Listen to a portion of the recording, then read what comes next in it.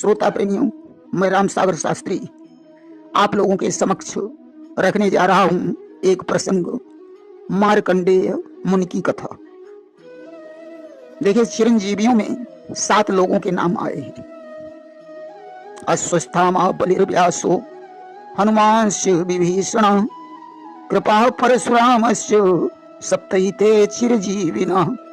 अश्वस्थामा, बलि, व्यास, हनुमान, विभीषण, कृपाचार्य और परशुराम, ये 7 चिरंजीवी हैं।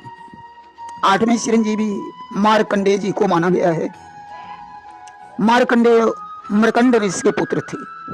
मार्कंडेय का जब जन्म हुआ तो इनकी उम्र सिर्फ 12 वर्ष की थी। पिताजी को यह जानकर बड़ा दुख हुआ कि मेरे पुत्र की आयु सिर्फ 12 वर्ष की है, इसलिए वे अपने पुत्र के बारे में सदैव चिंतित रहते थे। यज्ञोपवीत संस्कार के पश्चात इन्होंने पिताजी से कहा, हे पिताजी, आप मेरे विषय में चिंता न करें, मैं मृत्यु पर विजय प्राप्त करके रहूंगा।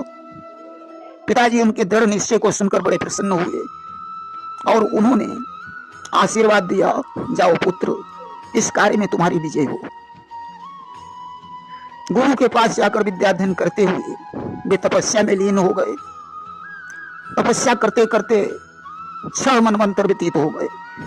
7वां मनवंतर प्रारंभ हो गया, जिसमें पुरंदर नामक 7वां इंद्र इंद्रासन पर बैठा। उसे मार्कंडेय की तपस्या से सिंहासन चले जाने की चिंता हो गई।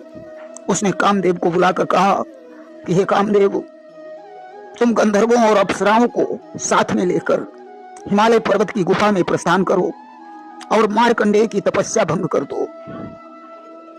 कामदेव ने कहा, जो आज्ञा।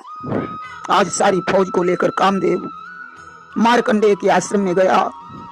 आश्रम के निकट पहुंचकर कामदेव ने अपनी माया से वसंत ऋतु उत्पन्न कर दी। वृक्षों पर सुंदर फूल खिल गए, आम की डालों पर कोयलें कोकने लगी, शीतल मंद सुगंधित वायु का संचार होने लगा। सरोवर के निर्मल जल में कमल पुष्प विकसित हो गए, गंधर्व गीत गाने लगे, अप्सराएं नृत्य करने लगीं। कामदेव ने अपने फूलों के धनुष पर शोषण, दीपन, सम्मोहन, तापन और उन्मादन नामक पंचमुख वाले बाण का संधान कर दिया, जो मार्कंडेय जी के मन को कंपायमान करने लगा। कुंजी की स्थिला नामक अप्सरा ने सूक्ष्म वस्त्र धारण करके मार्कंडेय जी के ऊपर अपना जादू चलाया, परंतु मार्कंडेय के ऊपर कोई प्रभाव नहीं पड़ा। गोस्वामी तुलसीदास जी ने लिखा है कि सीम को चापी सकई को तासु और बड़ रखवार रमापति जासु। उसकी सीमा को कौन दबा सकता है, जिसके रक्षक भगवान हो। आज तो ज्यों समाधि भंग हुई, अब तो उनके दिव्य तेज से कामदेव और उसकी सारी सेना झटपटाने लगी। आज तो कामदेव सेना सहित वहां से पलायन हो गया और सारी कथा जाकर पुरंदर को सुनाई। ब्रह्मर्षि का प्रभाव सुनकर इंद्र को परम आश्चर्य हुआ।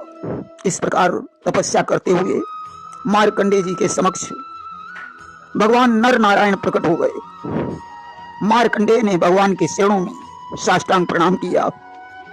शरण धोकर 16 प्रकार से पूजन करके वे बोले, प्रभु, आपने संसार के तापों को दूर करने के लिए और मृत्यु को जीतने के लिए तथा सृष्टि की रक्षा के लिए यह रूप धारण किया है।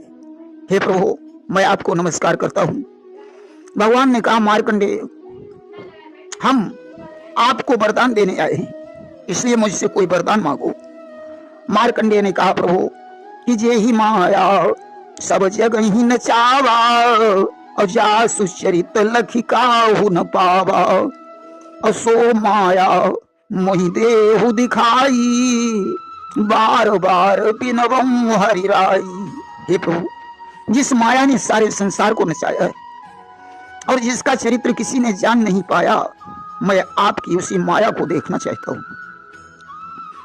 भगवान ने एवं मस्तु कह दिया और बद्रिका आश्रम को चले गए। इधर मार्कंडेय आश्रम में बैठकर भगवान की माया को देखने का चिंतन करने लगे।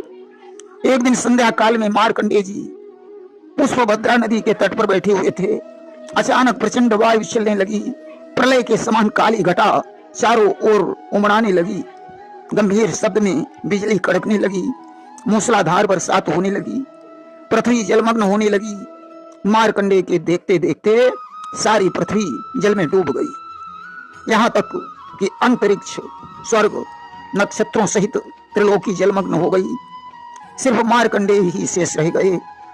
वे अपनी जटाएं छिटकाए हुए 1000 वर्षों तक जल में भ्रमण करते रहे।